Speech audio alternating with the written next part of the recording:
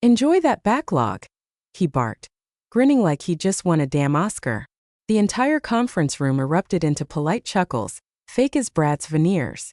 I smiled too, tight-lipped, controlled, while my insides curdled like expired milk left in a car during July. Brad, Golden Boy Brad, got the $2 million enterprise account. I got handed a bloated, undocumented legacy project that's been haunting the internal ticket queue since before TikTok was a thing. My title was operations analyst, but today I felt more like the company janitor with a mouse and a migraine. I could feel every eye on me. People weren't even trying to hide it, just shifting uncomfortably, grateful it wasn't them. One of the new hires, some girl who still wore blazer dresses like she was in an empowerment Barbie ad, leaned over to whisper something to her cube mate and giggled. I caught just enough of it to know it wasn't flattering. Something about punishment work and career hospice. Pause here for just a second. If you're listening and you're one of the 97% who forget to hit that subscribe button, do it. And give this a like. It genuinely helps the team keep these stories coming. Alright, back to the mess. Our VP Doug, the guy whose claim to fame is spilling coffee on his own laptop during a client pitch, was standing at the front like he was conducting a goddamn symphony. Brad's account is mission critical, he said, laser pointing the glowing $2 million figure on the slide like it was holy scripture. Meanwhile, we've got some tech debt to clean up, and Sarah here's just the right person for that kind of detail work. Translation. Let's bury the woman who's been quietly holding this place together for 6 years under 15 years worth of abandoned spaghetti code. The kicker? Doug didn't even have the decency to look me in the eye while announcing it. Just waved a hand toward me like I was an expired coupon, then turned to Brad, clapping him on the back like they were frat bros in a beer commercial. Let's crush this quarter, buddy. I didn't speak, didn't flinch, just gave a little nod like I was grateful for the opportunity to inhale dust from servers that haven't been updated since Obama's first term. But my stomach twisted into a knot so tight it could have popped a blood vessel. This wasn't just a bad project. This was career landfill. Everyone knew it. Brad knew it. Hell, even the intern who still signs her emails, sent from my iPhone, knew it. After the meeting, Brad caught me at the break room Keurig like we were besties. Tough luck, he said, sipping his peppermint mocha like he wasn't 2 clicks from getting paper-cut to death by a contract he didn't understand. But honestly, you're amazing with all that legacy stuff. You'll make it sparkle. He winked. I smiled. I imagined stapling his tie to the counter. Back at my desk, I opened the project files and immediately regretted life. Half the documentation was written in Comic Sans. No versioning, no update logs, just a graveyard of file names like final for real final, and it was like digital archaeology with none of the Indiana Jones glamour and all of the death traps. Still, I wasn't going to give Doug or Brad the satisfaction of seeing me break. I started combing through the system piece by piece, day after day, eyes burning, back cramping, mouse clicking like a meatied-out librarian. If they wanted me buried, fine. But they should have made sure I wasn't still breathing. Because the deeper I dug, the more I started to smell something off. Old data was still syncing with live dashboards, obsolete fields pinging active reports. And buried beneath it all, some files referencing a long-deprecated contract template, one I hadn't seen in years. And that's when my pulse changed. Not fear, not hope, just something else entirely. Interest. It took exactly 3 hours and 46 minutes for the rot to crawl out of the codebase and slap me in the face. First login attempt? Dead. Password reset? Looped me back to a 404 page. The project wiki hadn't been updated since 2016, and linked to a SharePoint site that gave me a spinning wheel of death before eventually coughing up a grainy JPEG of someone's dog dressed like Gandalf. I stared at it for a full minute, not because it was funny, because this was the only thing that had loaded correctly all morning. My cubicle smelled faintly like old tuna and stress. Someone in accounting was microwaving leftover fish again. Every few minutes, I had to get up and walk to the far end of the floor just to avoid dry heaving into the only plant I'd kept alive since 2020. I was elbow deep in dead systems, legacy data pipelines, and HTML so broken it looked like someone hand-coded it in a moving vehicle. And yet, every time I tried to flag something, the same message played in my head in Doug's voice. Just get it stable. Doesn't need to be perfect. Perfect. This wasn't even functional. I was supposed to be cleaning up the report system for the client dashboard, basically polishing a turd so it looked like a golden egg. But the deeper I got, the more the data just didn't make sense. There were API calls pointing to defunct endpoints. Script tags that should have errored out were somehow still resolving. And embedded inside one of the archived config folders was a reference to something I hadn't seen since I was in onboarding. Client secure _server 1.2 at MSA. My first instinct was to dismiss it. Probably just some ancient backup from a system we phased out years ago. But something about the timestamp nagged at me. It wasn't last modified in 2012 like the rest of the folder. It was dated 7 months ago, as if someone had touched it. Recently. Intentionally. I double-clicked it and got slapped with a dependency error. Great. After a little creative unpacking, read. Brute forcing it like a raccoon with a locked trash bin. I finally got the file open. Inside were a bunch of XML mappings tied to a contract flow system. But here's the weird part. Several of the mappings were pointing to directories in active production, which made no damn sense. This tool wasn't supposed to be connected to anything anymore. It was deprecated, dead, buried and boxed. And yet, some of those fields were still pulling live data. I minimized the window, stared blankly at my desktop background, a photo of my dog eating my ex-husband's favorite sandals, still therapeutic, and tried to breathe through the sudden wave of tension climbing up my neck. I wasn't supposed to care. That's what I told myself. They gave me garbage, I was supposed to sort it, sweep it, and shut up. I wasn't there to play detective. But curiosity has teeth. And mine were starting to show.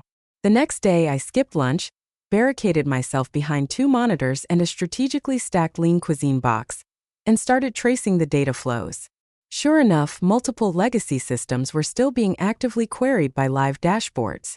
The names on the datasets, all client-specific, including one I recognized immediately, Civentech Holdings, Brad's shiny new $2 million account. I sat very still. Let the weight of that settle. This wasn't just leftover junk. Somebody had left a ghost system running, a ghost that fed real-time numbers to our most critical clients.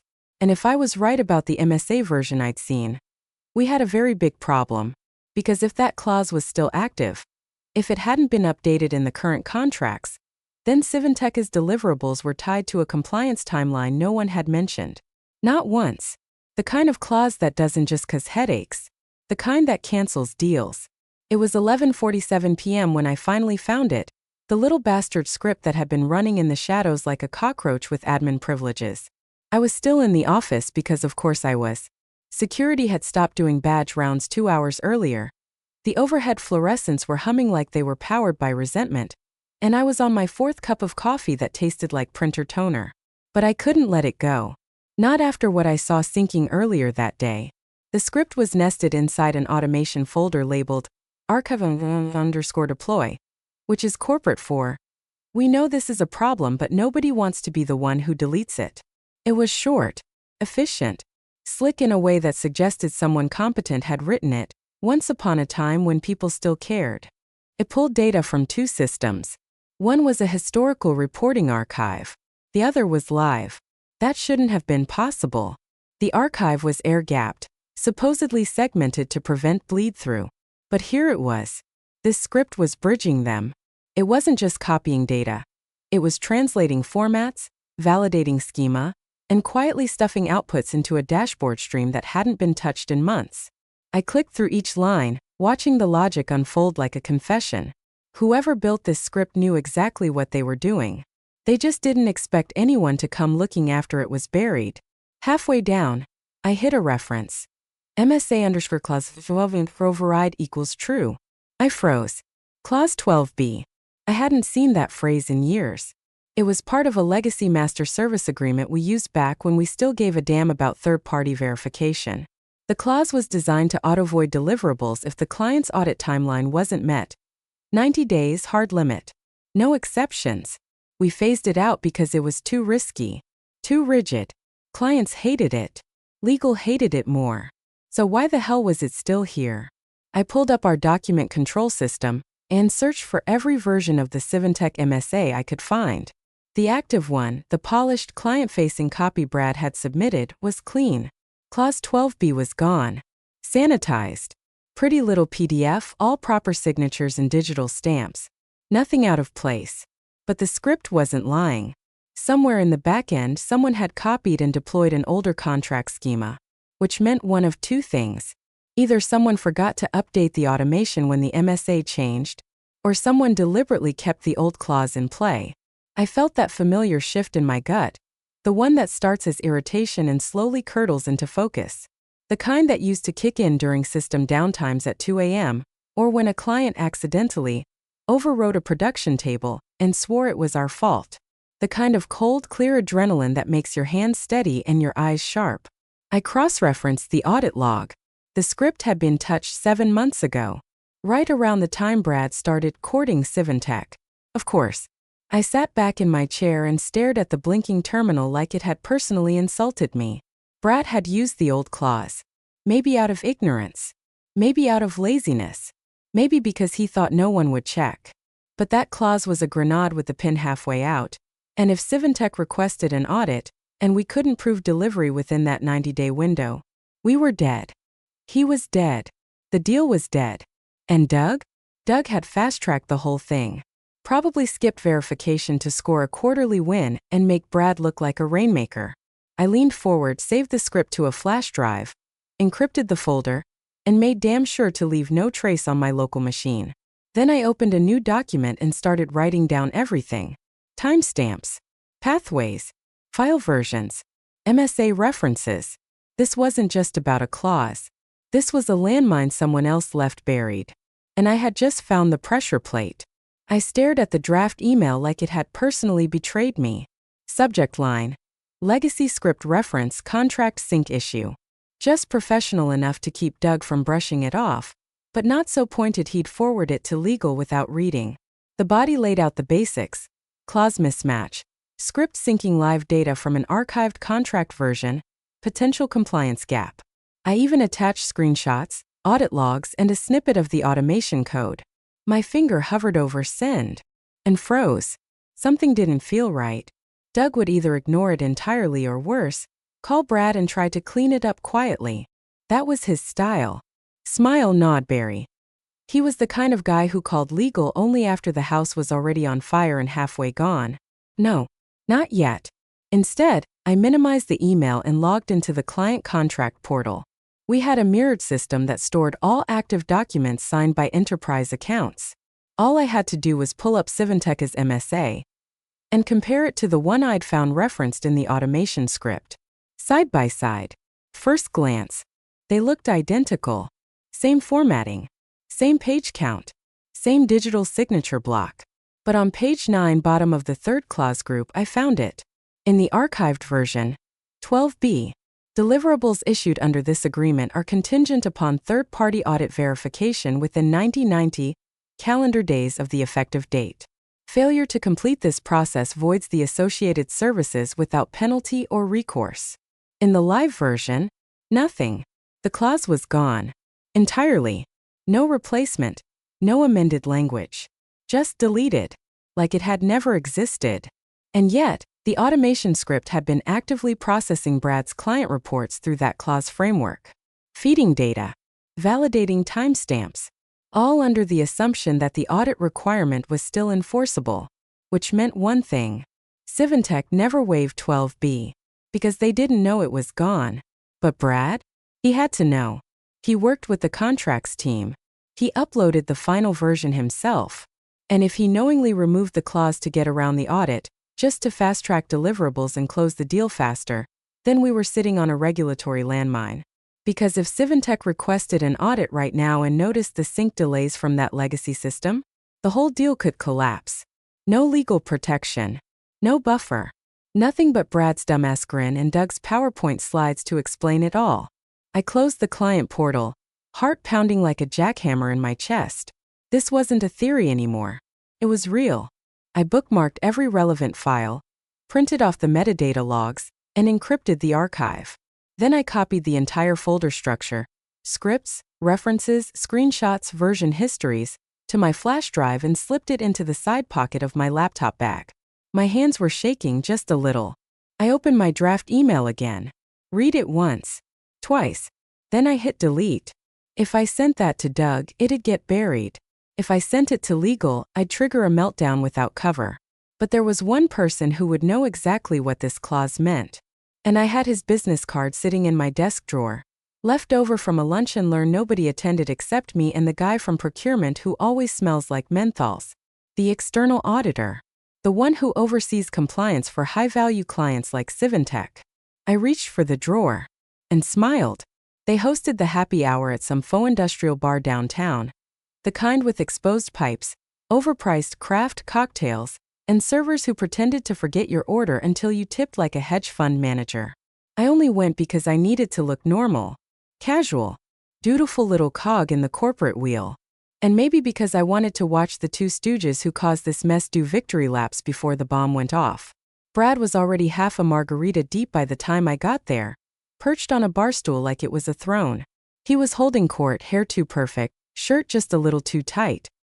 He'd always had this cocky surfer meets sales bro energy, but now it was dialed up to 11. Civintech was easy, he was saying, waving a lime around like a conductor's baton. You just have to move fast. Don't let legal drag their feet. I handled the paperwork in 2 days too. Just had to clear out the crap no one reads anyway. Doug nearly choked on his beer from laughing. You mean that old compliance clause? He smirked. I used to call that the deal killer. Total red tape nightmare. I'm glad someone finally had the balls to skip it. Skip it. They were proud of this. They had stripped out a clause designed to protect both parties, a clause that could kill a $2 million deal if the wrong person read it, and they were treating it like some kind of inside joke over IPA flights and sliders. I stood there, nodding, nursing my soda water, and wondering how neither of them realized what they were actually celebrating was fraud with a side of career suicide. Brad turned to me with his $1 million grin. You still untangling that legacy backlog, Sarah? Bet that's a real party down in Code Crypt. God, I'd lose my mind doing that junk. I smiled so hard my jaw ached. You'd be surprised what you find down there, I said. Lots of history. He laughed. Doug laughed. I excused myself to the restroom, walked out the front door, and sat in my car for 5 full minutes staring at the USB drive in my purse. Everything was on it. Every clause discrepancy. Every data pull. Every timestamp and contract mismatch. All of it. The question now wasn't whether to act. It was who to act through. I opened my phone, scrolled through my contacts until I found it. James Harrow, External Audit Lead. The card he'd given me months ago was still rubber-banded to a takeout menu in my desk drawer, but I'd already saved the number like I knew I'd need it someday. I drafted a simple email. No drama, no accusations, just facts. Subject: MSA discrepancy, archived versus active. Attached: the original clause, audit logs, and a link to the secured folder with the full documentation. I typed one sentence in the body. This clause appears to have been removed post-signature. Archive shows a different compliance structure than the active file used in onboarding. I read it again. Then once more. My thumb hovered over send. I thought about Brad's stupid grin. Doug's smug laugh. The career hospice whispers. The years I'd spent in this company playing it straight, doing the work no one else wanted, holding the whole rusting machine together while these two clowns turned red flags into confetti. Then I hit send. No fanfare. No dramatics. Just a quiet little email. A match striking dry wood. Then I pulled out of the parking lot, rolled down the window, and let the cool night air wash over me. Let them have their drinks. The hangover was coming. Day 1, nothing. No reply, no read receipt, no middle-of-the-night phone call from a panicked exec breathing heavily into the receiver. Just the same stale office coffee and a full inbox of pointless Jira tickets and passive-aggressive Slack messages about formatting preferences. I played along, answered a few low-level queries, replied to Doug's status check email with a screenshot of a spreadsheet that could have been from 2008. I didn't even flinch when Brad passed by my cubicle, humming some country pop monstrosity under his breath like he hadn't sold us all out with his PowerPoint on speed sales pitch. Day 2, 11:06 a.m. That's when the tremor hit. Legal pinged me through a group message with IT and our VP of Risk Compliance. Casual tone, but the subject line said everything. Legacy server access logs, request for review. No context, no accusations. Just a polite ask for timestamps, access history, user credentials. Nothing too loud. But to those of us who'd been around long enough to smell blood before the shark even circles, it was deafening.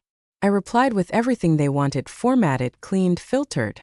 I even included a change history export from the day Brad uploaded the final MSA file. That part wasn't requested, but I added it anyway, because I knew what came next. 30 minutes later, half the internal reporting tools went dark. Not a crash, a freeze. Controlled, contained, surgical. You don't pull that kind of move unless something's on fire and you don't want smoke getting out. IT flagged it as routine maintenance. The kind that gets scheduled in the middle of the day without notice and requires full dashboard lockdowns. Sure, Jan. Slack started buzzing. Engineers asking each other what went down.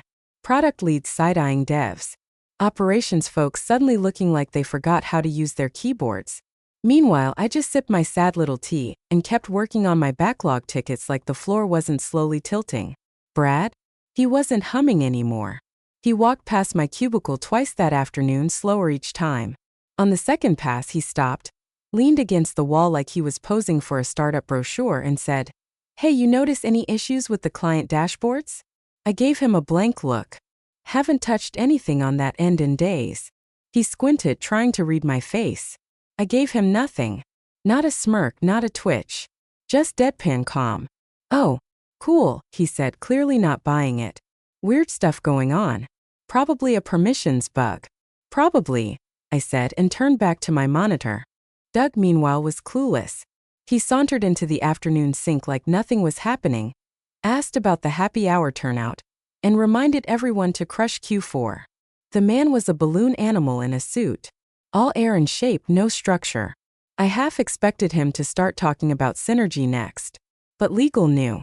I saw it in the tone of their follow-up messages. Professional, clipped, suddenly urgent. And I knew James Harrow had gotten the email. Because this wasn't a drill anymore. This was containment. And the board? They weren't going to ask questions in private forever. I just kept quiet. I didn't need to shout. I just needed them to read. They packed us into the 12th floor boardroom like cattle at a county fair, executives, department leads, a couple of glassy-eyed interns dragged in for exposure, and the audit team seated like judges at the end of the long walnut table. Every quarterly review starts the same. Stale bagels, half-warm coffee, and enough jargon to choke a hedge fund. But this time there was an undercurrent. People weren't scrolling their phones. No one was cracking jokes or checking sports scores under the table. The room was too quiet. Too still. I took my usual seat near the back, close enough to hear, far enough to disappear. Brad was front and center, grinning like the prom king about to give a speech. Doug was at his side, mid-story about visionary growth acceleration, or some other empty PowerPoint phrase that meant exactly jack. Then the door opened, and in walked James Harrow. He didn't look rushed. He looked composed, like a man who knew exactly how this was going to play out. He nodded politely, took his place beside the head of the external audit team, and set a thick white binder on the table with the kind of theatrical calm that makes your stomach knot before a word's even spoken. No preamble. No warm-up. He opened the binder, flipped past several tabs, and pulled out a single sheet of paper, my email. And then he read, Clause 12b. Deliverables issued under this agreement are contingent upon third-party audit verification within 90 calendar days of the effective date. Failure to complete this process voids the associated services without penalty or recourse. Silence. You could have heard a pen cap drop. You could have heard Brad's soul leave his body. I watched the color drain from his face so fast, I thought he might pass out right there between the quarterly KPIs and the sales funnel breakdown. Doug, mid-sip of his lukewarm latte, jerked and splashed a full mouthful across the table, right onto the quarterly roadmap handouts. A slow, tan coffee stain bloomed over the Q1 initiatives, bullet points like a Rorschach test of panic. James looked up. "We pulled both the archived and the active contract files," he said, voice smooth as glass. "This clause was present in the version stored in your legacy systems, but omitted in the document uploaded to the client portal. Our question is simple." He turned the sheet over, set it down gently, and folded his hands. Who modified the clause on record? No one spoke. Not a breath. Not a shuffle. Not even the interns dared blink. Brad opened his mouth once, then closed it. Twice. Then he glanced at Doug, whose eyes were locked on the binder like it might burst into flames. Finally, Brad leaned forward. Clearing his throat like that would somehow undo months of negligence. I just submitted the file, legal approved, he mumbled. James didn't even look at him. We have no record of legal signing off on the version uploaded. Doug tried to recover, rubbing his forehead. Look, this is probably just a versioning issue. A clerical mix-up. We fast-tracked the process to meet the client's onboarding deadline. It wasn't. He caught himself. There was no intention to deceive. No. James tilted his head, flipping to another tab in the binder. Because the metadata shows that the clause was removed manually. Post-signature.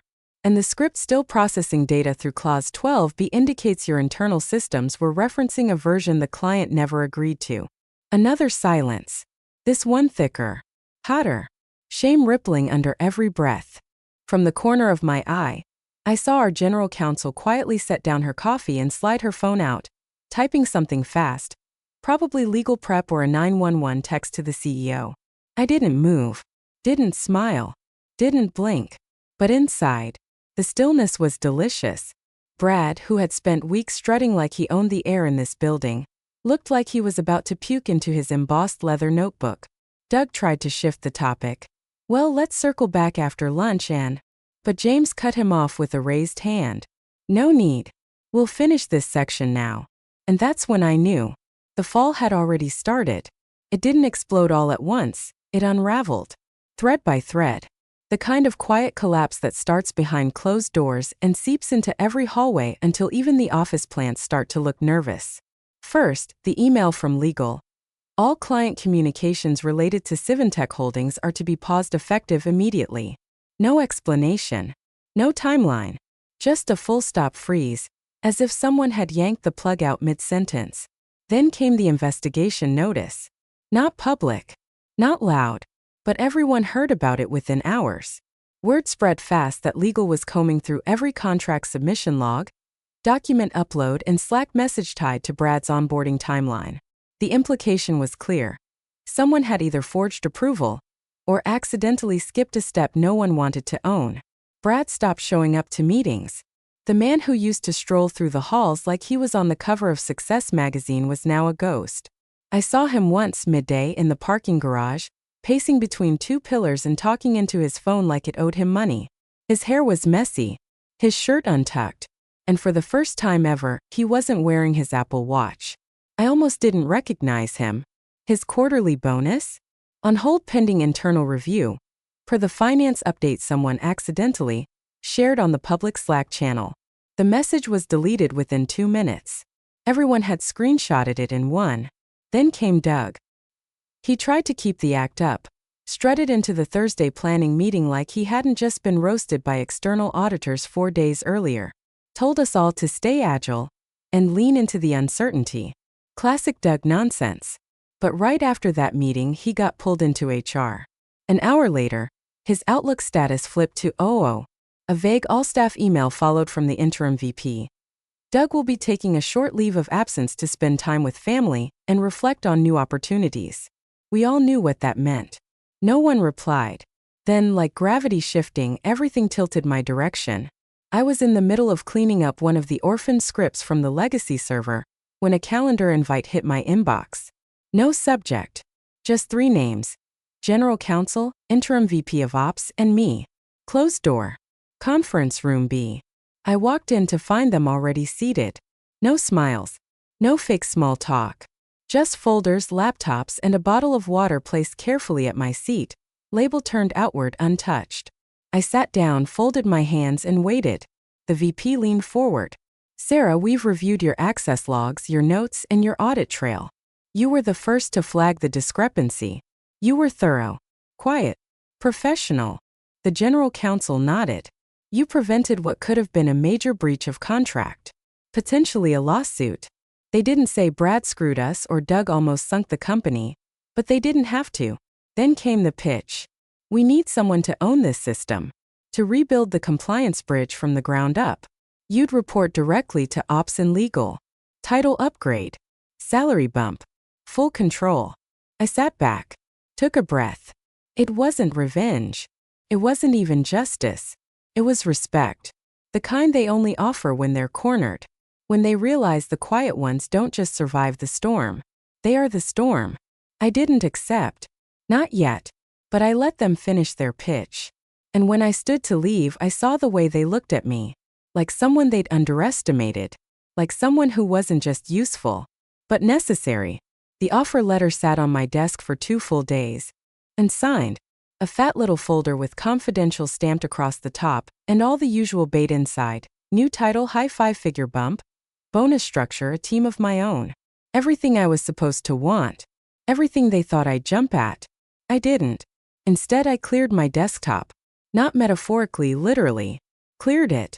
Cleared the files, cleared the notes. Cleared the backlog that nearly broke me until I realized it was the only honest thing they'd ever given me.